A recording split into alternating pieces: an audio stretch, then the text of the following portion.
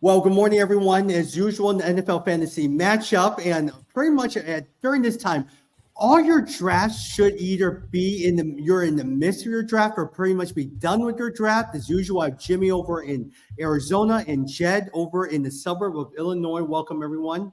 Hey guys, good morning. Morning. Happy Friday. All right, let me throw this out to you as well, too. How many of you guys ended up drafting a Jonathan Taylor on your team or were tempted to draft Jonathan Taylor on your team? I've got him. Actually, in my draft last night, I took him I took him pretty early. I think I took him in the fourth round.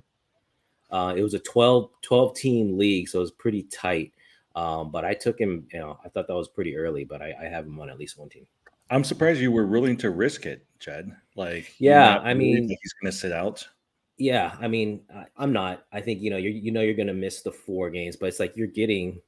I mean, if that pans out, you're getting basically a first round pick. So, to me, it was worth a try. And especially this year, boy, I think if anything, and we talked about this before, but it is so weak on the running back position. My goodness, if you don't get a running back in the first 2 rounds, you are just looking at really subpar options. And so it just felt like I got 2 wide receivers and a running back. So I had Pollard on that team. So I'm probably going to be fine either way, but it did take up a 4th round pick.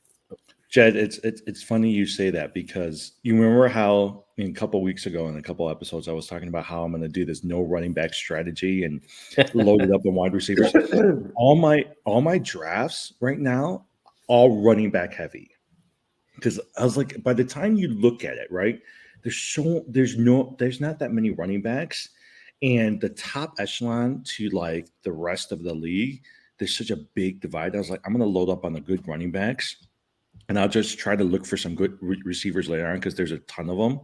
And then if I need to trade them later on, I'll just trade them. Yeah. The only problem with a running back is you never know when they might get injured. Yeah. And that's what you're always dealing with as well too. So. Yeah, no, that's why I said this is the year not to focus on. That's why I was so surprised, everyone having Justin Jefferson and Jamar Chase as 1 and 2, which I understand point wise. And I still think you can make a good case, especially for Justin Jefferson, that he should be number 1. But for me, that's why I didn't want the first 2 picks, because I didn't even want to worry about or if I had the first 2 picks, I wouldn't have taken Justin Jefferson or Jamar Chase. I would have taken either Austin Eckler or Christian McCaffrey. And so it's because to me this year, running back has to be super valued because there aren't any solid options. Yeah. Hey, for both of you guys, has there been a player that you've avoided in the drafts or that you've been surprised at? Wow, that player is still there. I'm very surprised. The one that I thought kind of fell to me was Keenan Allen. I think maybe because of injury concerns, but we've talked about how we are all up on the Chargers. And so I was a little surprised I got him in the 2 leagues. So that's the guy that kind of sticks out to me. Yeah. I think for me, like Christian Watson, who I kind of like, he's actually been there for pretty long. So I've been kind of surprised at that. And then also for me, Lamar Jackson. I think people are always a little iffy on Lamar. I think they're going to take the Herberts of the world, the Fields, even Joe Burrow before Lamar Jackson. So like a lot of times I'll be like, oh, he's still out there actually. Yeah. One person that I've been surprised a lot of times, George Pickens. Even though he is your starting wide receiver and he's done really well in preseason, you'll still wait later on the draft to say, oh, George Pickens still sitting out there. And then Cortland Sutton, look, I mean, I'm not saying that he's the best, but with Jerry Jeudy injured, he is your number 1 wide receiver. Russell Wilson is not, maybe he's going to be bad, but let's see what happens under a Sean Payton offense to see if he's going to be that bad. I've actually picked up Cortland Sutton in a number of years where he didn't get drafted. And I actually thought the same thing. I'm like, look, Judy's not going to be around for a few weeks. The only other receiver that they have is Mims. So I might as well take a risk on them. So I've just picked him up on some waiver wires. Yeah, Terry McLaughlin is the same on Washington. Like people just are so worried about that team. You see him drop as well. I mean, he's a number 1. He's got the talent. Yeah. So, yeah. Hey, Jahan Dotson. Some people really like Jahan Dotson for the Commanders because they said that he could potentially be a number 1 depending on what happens to McLaren as well too. Well, but again, it's who's throwing the ball to him. So that's my biggest worry. Sam Howells. Yeah. Some people said Sam Howells like amazing, but he is out there in the waiver wire waiting to be picked up. Yeah. And another person who has been always stable, Adam Thielen. No one has really picked him up. You could pretty much get him on cheap. Now, at the same time, I don't know who's going to be throwing to him or how he's going to do in Carolina, but Adam Thielen, you might want to try. Tom, you're the only one picking up Adam Thielen. No. Adam Thielen. No one's picking up Adam. No, I got Adam Thielen, my second to last pick yesterday, because DJ Chark is out, and so Thielen's the only guy. So it's the same argument, basically. If it's like the only guy who can catch, even if they have a terrible quarterback, they're still going to get something. They got Mingle. Look, he's been a decent wide receiver. And for someone that you could probably pick in the last couple rounds, especially in your 12-team league, I would go for Adam Thielen. Jed, you'll appreciate that. The other day, Tommy and I were in an auction league. I forgot which day it was. And anyways, he needed a quarterback. And I saw Trevor Lawrence is out there. Woo-hoo. You know how much he loves Trevor Lawrence. Yeah. So I made sure I purposely picked him up because I was like, I need that for trade bait. Because later on, he picked up Aaron Rodgers. But I was like, I know he's going to make me a trade for Trevor Lawrence later. Yeah, I got Trevor Lawrence on my team yesterday. I was really happy with that. I was surprised he kind of fell pretty late. So actually, it was interesting in my league. Patrick Mahomes and this is my work league. Patrick Mahomes and Josh Allen went in the first round. So I was like, whoa. No, but for because I would imagine with people you work with, they're not like really heavy into fantasy, right? So a lot of these guys would go for the big names, and usually it's the quarterbacks. Well, it's interesting because remember, I'm in analytics, so there are a lot of like stat geeks, and so they kind of know their numbers. But yeah, some of their fandom definitely came out there. We have one guy who joined this year, so 12-team league. We have one guy I'm really interested to see how he does because he's a PhD in stat, like really smart guy, but he doesn't follow football at all. And so he said, I'm going to join you guys. And actually, upon joining, he said he downloaded all of the stats from 2022 and he wrote his own algorithms for drafting. And so I'm really curious to see how he does. He had a pretty good team. I mean, it was wide receiver heavy. Who did he pick first? So his that's actually interesting. That just I think he went wide receiver first. Okay. So I can pull up his. Go ahead. You guys can go. I'll pull up his. Garrett Wilson. He picked Garrett Wilson first. No, he didn't. You know what? His number one pick was Garrett Wilson. Might have been really high on. Like he's the person who's I would say for me, he's the first wide receiver off the board. If he's there, and I'm trying to get him, he's the person I'm going after. This was a snake draft, so little different thing. But he had the number 9 pick, and he took Cooper Kupp. So he got Cooper Kupp at 9, and then he paired him with Stephon Diggs on the turn. Yeah. And so he's, so that's pretty good. And he's got Joe Burrow as a quarterback, but then his running backs are Ramondre Stevenson and Javonte Williams. So, that's pretty weak. I'll say this, right? Like that sounds pretty good based off of stats. But if you don't have I'm sure he did not know Cooper Kupp re-injured himself. I'm sure he doesn't know. Like Javonte Williams is going to be up in the air and trends are most likely he'll be slow to, if you don't have all of that knowledge, the stats can only tell you so much. Yeah, definitely. Yeah. Your draft, how have you guys been doing on your draft? And the reason I say this, Jimmy and I have been part of this league for over 15 years. Jet, it was an auction draft. And by the by the 5th or 6th round, everyone was down to $30, and I'm sitting there at $150. I said, "Oh my gosh, this is a dream scenario! I get to pick whoever I want." And I stacked the team. So who'd you get? As you look, I will try to figure out. Let me just keep talking.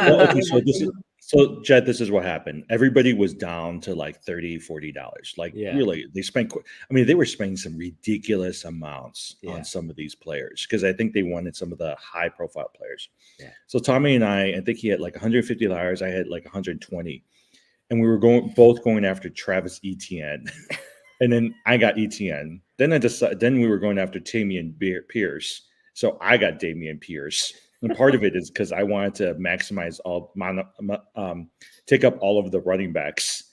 And then eventually I ran out of money and he was the only one left without the money. Yeah, Jed, here, my starting quarterback is Lamar Jackson because he was sitting there. Right. I think I got him for like $7, right? Then Amon-Ra St. Brown, Keenan good. Allen, That's Mark good. Andrews, Aaron That's Jones, good. Calvin Ridley, Alexander Madison, George Pickens, Javonte Williams, Dalvin Cook, Cam Akers, and I traded Darren Waller later on for Damian Pierce.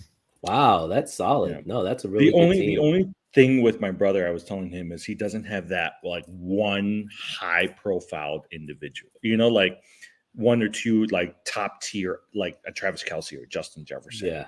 Yeah. But I think he'll be fine because he's got depth. But there's some people who really said like I want to spend. Oh, looks like Jimmy froze. Oh, There he is. Yeah. The person who I regret that I did not get in the league so far, and he comes at a key time. It's roughly right around that third round. Is Calvin Ridley. Oh, I yeah. really, and it's a key moment. And I think if you had, so I got in one league, I got Mark Andrews. It was between Mark Andrews and Calvin Ridley. And as I looked back on it, I was like, I probably should have took Calvin Ridley and just gotten maybe a Darren Waller later because Andrews was the second tight end off the board. But I also think Andrews is I think Baltimore, you're going to see with the new coaches, they're going to be passing a lot more. They're not going to be so run heavy. And so I think Andrews is really going to benefit from that. But man, I like Calvin Ridley a lot. Like, I think Ridley's going to have a great year. Yeah, in general, I think Evan Ingram, Calvin Ridley, Travis Etienne, Christian Kirk, that entire Jacksonville team is going to be pretty good. Yeah, I don't know about Ingram. We'll see. I've seen him drafted in every league. I've seen him drafted, but I don't know. I still remember his New York days. So I don't know how my strategy is. So my strategy has been if Travis Kelce is up there, I'm going to go hard after Travis Kelce. I'm going to pick up 3. He went number 5 last night, by the way, in my league. Yeah, and I'll pick up a couple running backs. So I've been targeting Jahmyr Gibbs. I've been targeting Travis Etienne. I've been targeting like Damian Pierce, Austin Eckler, going after that. And then I go after like the second tier. Oh, and then I usually get one of the top quarterbacks, Allen, Hurts, Fields, or Herbert. And then after that, I go after whatever leftover receivers there are. So, I mean, the only thing is like I'm left with like my number 1 receivers are okay, but my number 2 receivers are not that good. And a lot of times and all of us have different strategies.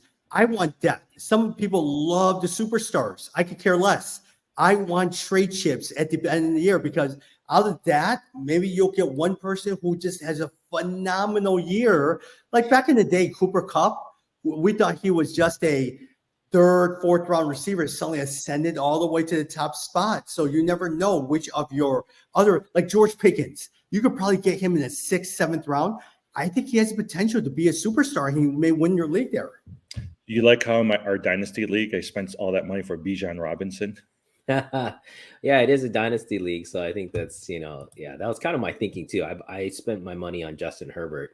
And I was just like, I'm just going to keep, because you guys know I had Kyler Murray and not in, I dropped him. So that was the other reason I spent it. Cause I was like, this way I don't have to draft quarterbacks anymore. Yeah. Well, I look and just say, if we kept 4, I want to make sure that my 4 is always at top. So I'm willing to spend extra to make sure that I keep that person.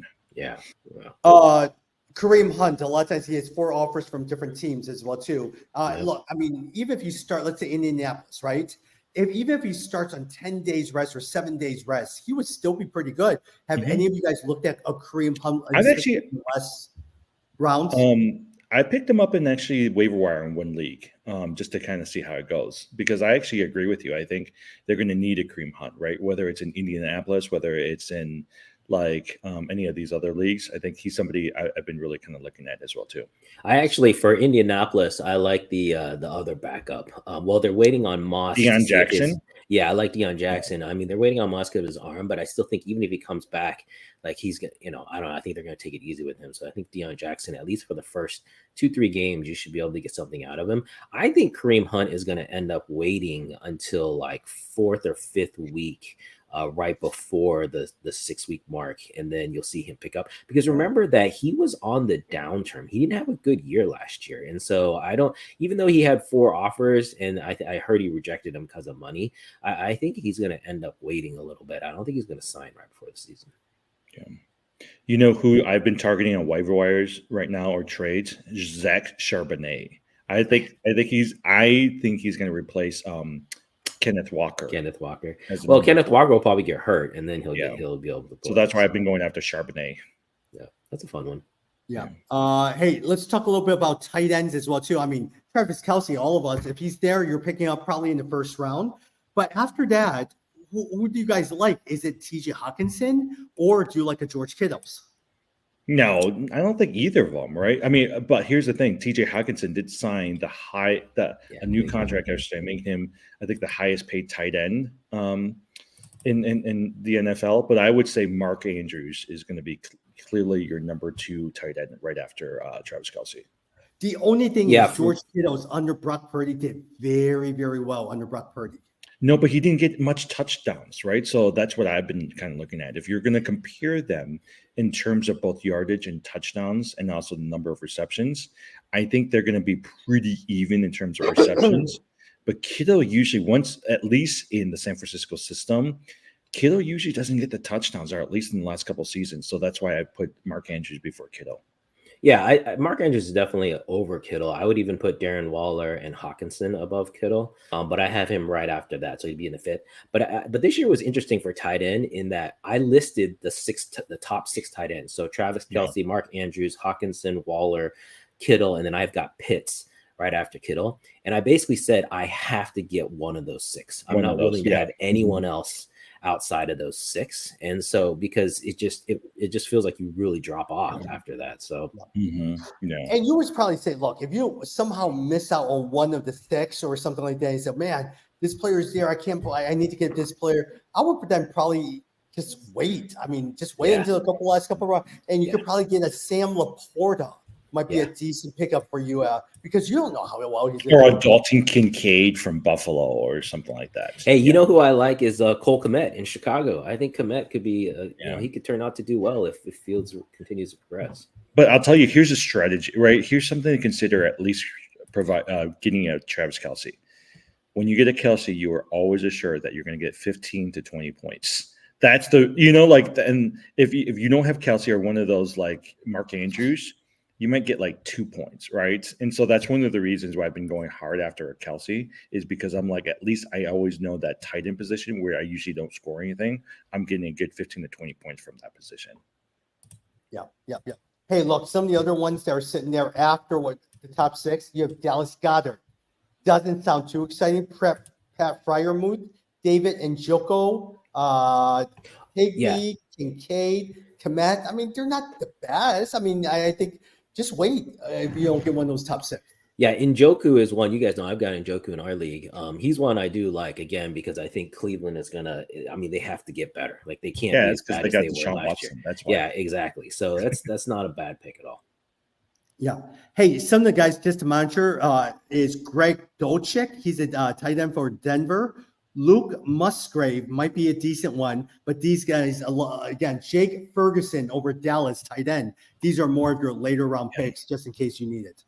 I haven't picked him up, but I've been intrigued by Greg Dulcich from Denver, because the other day Sean Payton was doing an interview, and he says that he can see Dulcich being used similar to how they used Jimmy Graham in the Saints.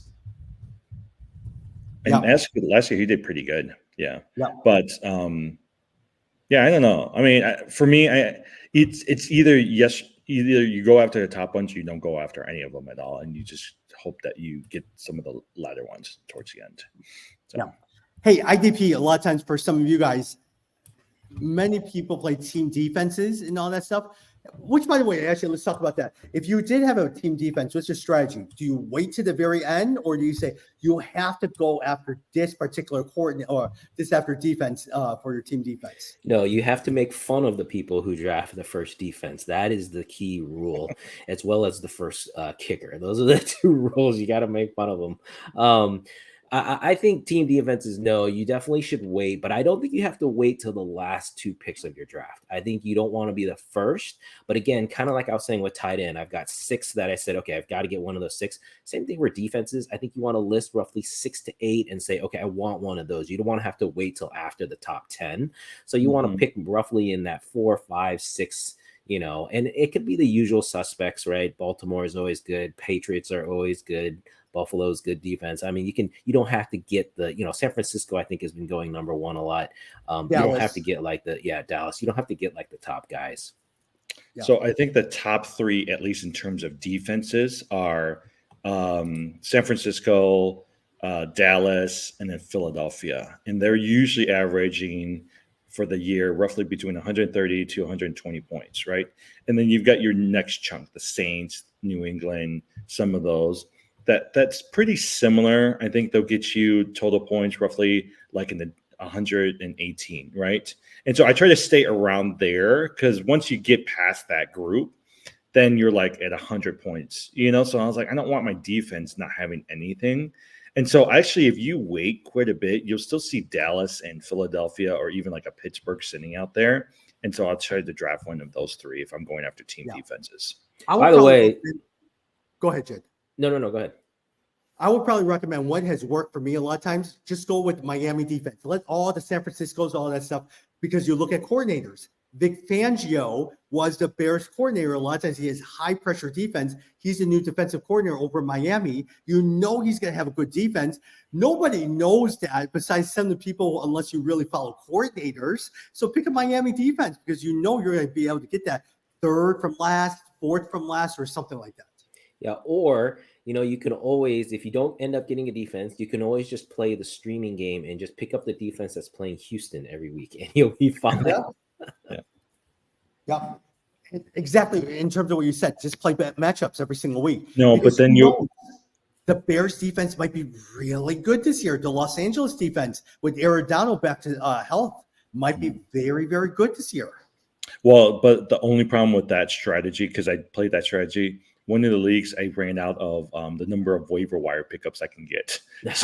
So this year I was very determined I am not going to run out.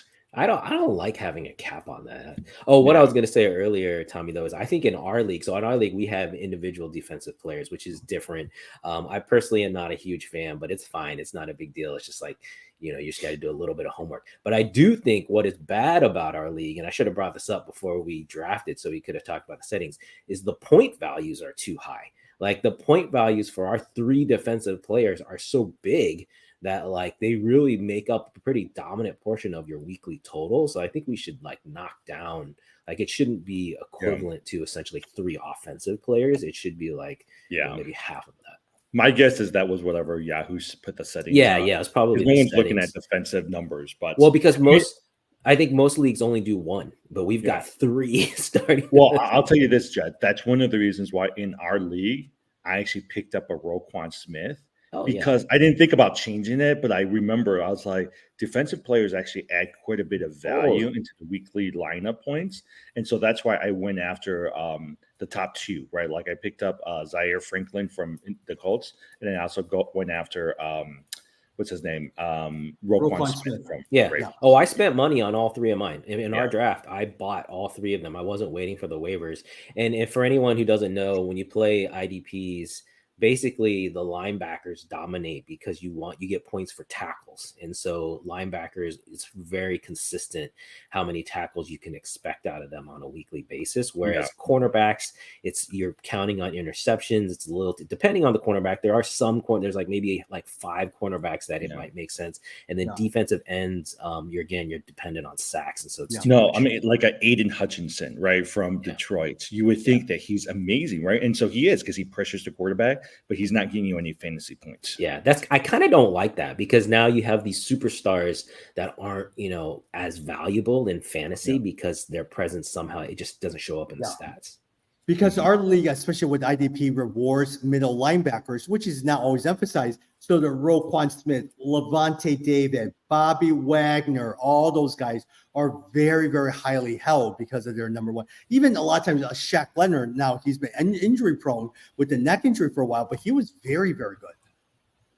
I picked up Shaq Leonard in a couple of leagues just to kind of see how he goes. I've got TJ Edwards on Chicago. I mean, I think if you get lost, one thing to do is just to basically go by team defenses. So you know which teams have the best defenses, and then just try to find their top 1 or 2 players and pick off of that if you don't know it. Because it's hard to remember. Like I don't remember all the names, but you can at least pick out like, okay, San Francisco's gonna have a good defense, Baltimore. Yeah. So No, talking about a player that I wish I picked up that I let him go for like pretty cheap, Nick Bolton. He's the linebacker out of Kansas City. He's projected to do really well this year, and I just especially with Chris Jones not going to be there, or maybe not. He hasn't signed yet, but he's been the person that I regret not picking up. Yeah, the key thing is a lot of times is go sort onto your players, sort according to tackles, solo tackles. And even if anything, just see how many tackles, if they have high tackles, take a risk on those guys because that means they're constantly in every play tackling all the time.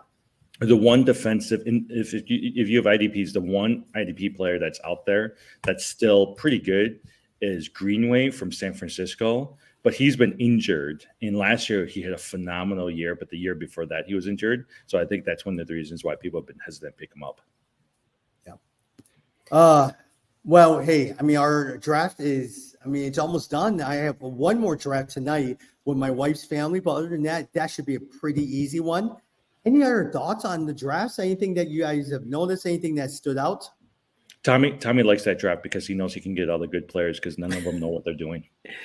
So I've got one more draft on Sunday. It's an auction. I'll just say again, as we talked about the difference between auction and snake, I still think auction is superior, but I get with snake, like what, there is a little bit of fun. Like we had a lot of fun, kind of making fun of picks and putting pressure on people, and you kind of predict, like as you're coming up, as someone's pick is coming up and like, oh, they want a quarterback. And so then you're shouting out the names, of who they might draft. And it's pissing them off because they're like, they don't want someone to steal that person. And that part is kind of fun.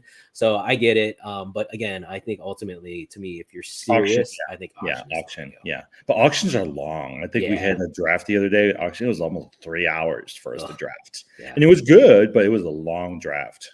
Yeah. Did you guys do any in person this year? No. Everything online. I missed that. I missed the my longest running league is 23 years now, and I missed that we haven't drafted together. We did it last year, but this year we didn't do it. But it's so fun when you get to talk. No, Jed, I remember that back in the day. I remember we would buy our magazines and we would all go to someone's house and we would sit there. But it's harder now, especially with everyone in different time zones too.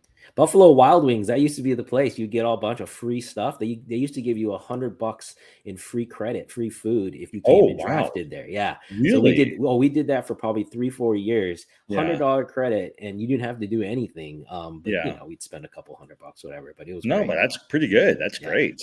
Yeah.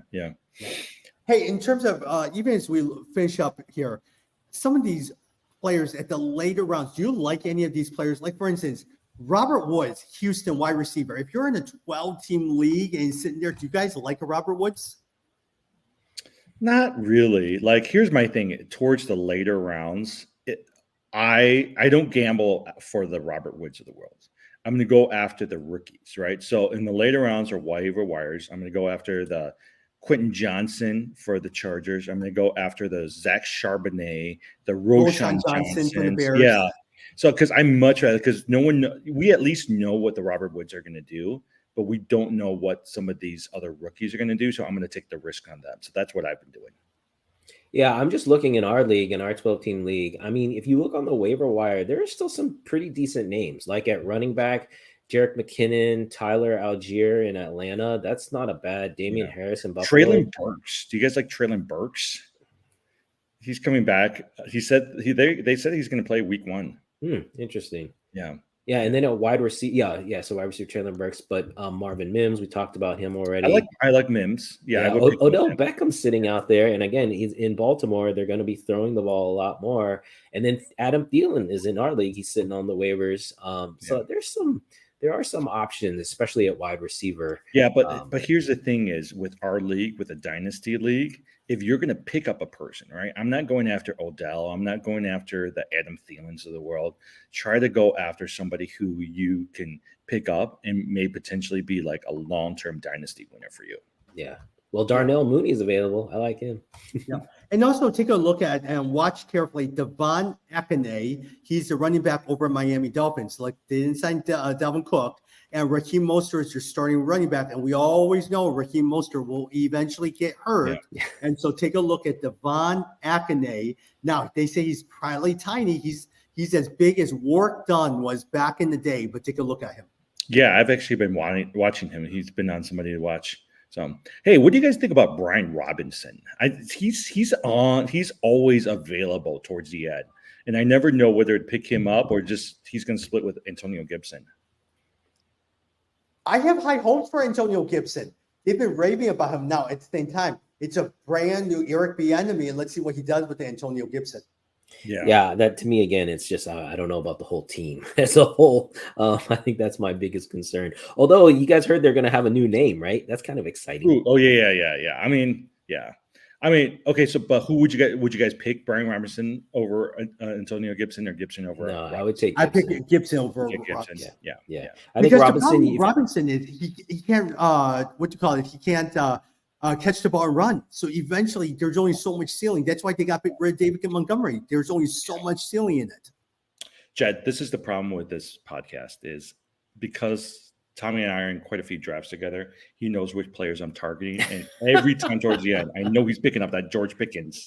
I get so frustrated because I'm trying to pick up a George Pickens. Pickens is a good pick. I like Pickens. I like Pittsburgh on the upswing as a team. One thing we didn't do this year before the start, maybe we can do it next week before the first game on Thursdays. We need to pick our Final Four and then our Super Bowl winners. Because I really think that when you start to merge kind of your knowledge of who are the strong teams, who are the winning teams, basically there's more points to go around because they're scoring more points. And so there's more points for more touchdowns, for all of your offensive players. So I really think that's an important part of kind of matching up, who you're going to play and who you're going to pick. That's good. Yeah.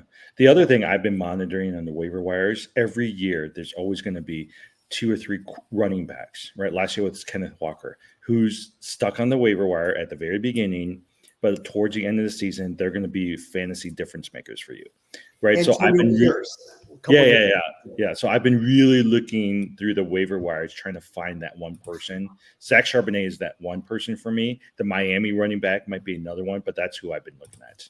Or even Roshan Johnson. I think a lot of times crowded backfield with the Bears, but suddenly he was picked in the second round second round. He may emerge as a top running back out of UT. Well, so here's the reason why, because Herbert is good, but he hasn't done a full season. I can see him getting injured.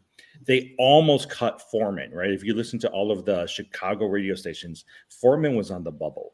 And so for me, I'm like, if they think that highly of Roshan Johnson, he actually might be the person you want to. Actually, that's a good like a dynasty league.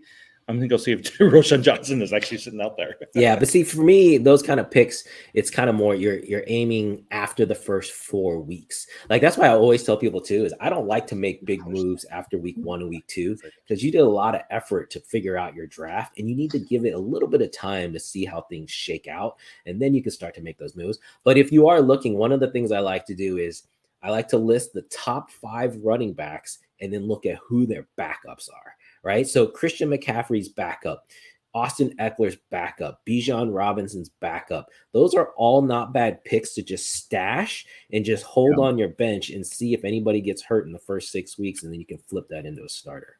Jed, Tajay Spears, backup to Derrick Henry. Yeah, I picked him up in 1 because I was like, you never know. Henry's getting older. You never know when these guys are just going to. He's a beast, man. Henry's so tough. Like to me, it's the ones you want that are a little bit fragile, like Austin Eckler, Christian McCaffrey. They have a history, so you feel like they may go out. Bijan Robinson's interesting. He was a stud in college and was a workhorse, but you wonder if that's going to translate, to the NFL because was it Algier as the backup? That's not a bad pick. I don't know. I like Bijan Robinson. Patterson's in there too. Yep. Oh. Yeah, I think they're going to run the heck out of Bijan Robinson. I think he's going to be a touchdown scoring machine. Yeah. And another one to watch out for that is largely ignored these days because I see that no one drafts him. AJ Dillon, Aaron Jones. AJ Dillon has always talked about is the backup similar to Alexander Madison and Dalvin Cook. Aaron Jones and AJ Dillon, they're both in their last year of their contract. There might be a chance they might go with the younger one, AJ Dillon. Yeah. All right. Well, next week starts the beginning of Thursday Night Football. So, any lasting thoughts as we wrap up? Hey, who plays Thursday again? Do you guys remember? Kansas City against Detroit. Oh, that'll be good. Yeah, that'll be good. I'm looking forward to it. It'll be nice to start, but that means all of our Thursdays and Sundays are. Yep. Yeah. Yep. All right. We'll talk soon.